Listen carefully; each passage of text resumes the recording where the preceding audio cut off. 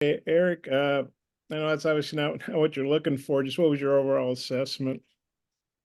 We're through three SEC games. We're not playing.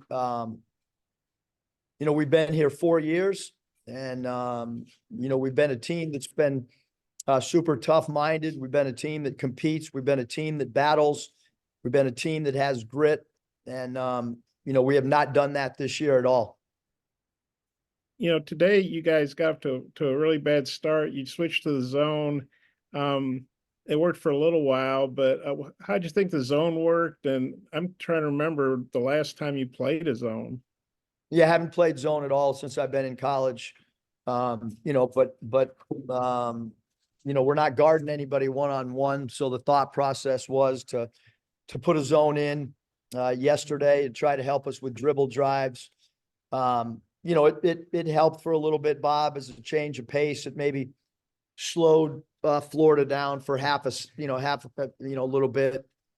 But just as in any zone and man, you got to be able to guard either the guy in your area or the guy you're assigned to, whether it's man or zone. And our inability, to play defense, to take away the three really doesn't matter. I mean, we gave up, 9 threes the other night. Playing Georgia when we were man to man, we went zone tonight, gave up 9 threes. And, we need to play with like our past teams have. And this group just does not grasp concepts, whether it's man or you put in a zone. So really happy with the play of Layden Blocker and Joseph Pinion. Those guys, one of them's +2, one of them's -1. I just thought they played hard. I thought they played the right way. And their numbers are indicative of that. That's why their plus-minus is what it is. And it wasn't like they just played insignificant minutes. I mean, those guys did play 21 minutes and 24 minutes. So proud of our 2 young guys on how they battled. And Dave, sorry, go ahead. Come back to you, Bob. Yeah, Eric, you just mentioned, Pinion and Blocker there. I mean, does their play maybe give you something to think about in terms of like switching up, the rotations moving forward here in the next couple of games? Well, Hutch, I think we've changed up a lot of things, a lot. I mean, I think we've changed the starting lineup. We've tried different things, but certainly those 2 young men tonight, because they played hard, we'll probably look to go to them earlier than we have in some of these past games. At some point, you're going to play some young guys. And, certainly tonight, that's what I look to do. And, younger players, when you're not playing like, you hope, that's the next thing you're going to turn to as one of the alternatives after you've gone through about 15 other alternatives, which we've tried. I mean, we've tried a whole bunch of stuff. We've already mentioned we've never played a zone in 10 years. We're trying everything. We've tried different starting lineups. The one constant with Layden Blocker has been that he plays really hard.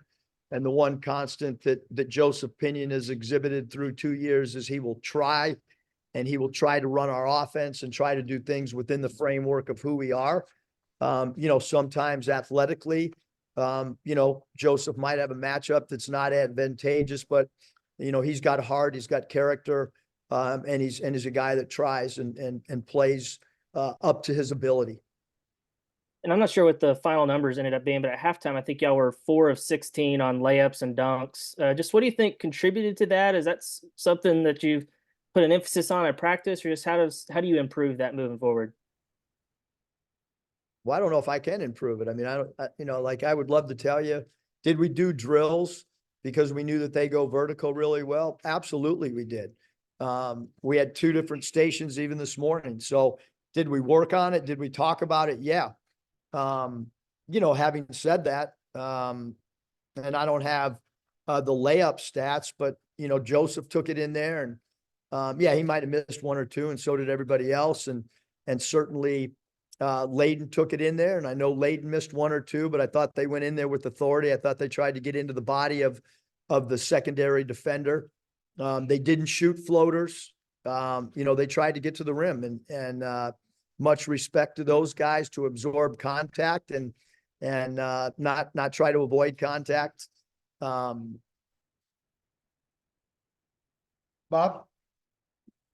Yeah, Eric, according to StatPro, I guess it was 10 of 28 on layups, 3 of 5 on dunks. I know TB took one in there, maybe got fouled and didn't get the call, but Bob, I can't teach making dunks and layups. I mean, there's a lot of stuff that I got to do a better job with this group, but finishing around the rim, doing it with physicality is something that we got to get better at.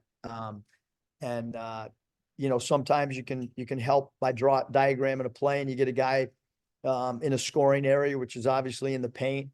And then at some point, you know, you got to finish in there as well. So we'll continue to try to drill it. We'll continue to show it on film. We'll continue to try to talk about it. You know, and then we'll just continue to try to develop some of our younger guys as well. and I know you and Todd Golden are friends. That doesn't mean you don't hate losing to him, I'm sure. But just what do you think of the way Florida bounced back from a pretty rough game at Ole Miss, and Kugel, I guess, barely played and he had a big game day. Kind of what you think of Florida overall and then Kugel in particular? Yeah, I thought, you know, Riley played great. He's a super talented young man.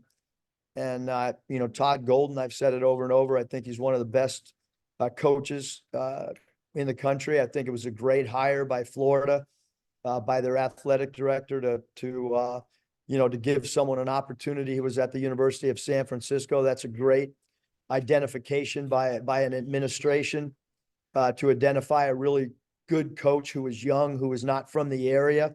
And you know, much respect to Florida's administration to make a hire that, you know, with somebody that's for sure outside the box in the SEC, and he's going to prove over time that he's one of the best coaches in the league. And then I know we've talked, you guys have been through these road starts before, different team, different season, but the one common denominator is you know, you've been through this. Kind of how do you try to navigate this now and get things turned around? And do you feel like it's doable, realistic? Well, this group is, you know, does not have the characteristics of our past 4 years. I mean, you know, you can see that. And, you know, we have a lot of holes in a lot of different areas. You know, so our job as a staff will be continue to do what we can, try to provide teaching points, to try to, you know, continue to give scouting reports that are effective. You know, and that's what we're supposed to do is continue to try to get guys better and get the collective whole better. But and also Davenport, what you gave him a start, obviously he seems to bring energy. What'd you think of his game? Yeah, I thought in the first half, JD did a phenomenal job offensively. You know, but the theme of the game, you guys, was rebounding. You know, that was the one thing that, you know, I told the team that I thought if we out rebounded them, we would win the game. And that was the sole focus that we could try to control. And you know, JD played 25 minutes and didn't have a rebound. And then his plus minus, you know, was minus 25. But while he was on the floor, but he did a great job offensively. He you know, he scored 13 points in the first half. And the thing with JD is he's got energy. He's got a good vibe about himself. He's a really good young man that you know, is playing with effort and energy. It's just, you know, tonight we needed rebounding, you know, from everybody.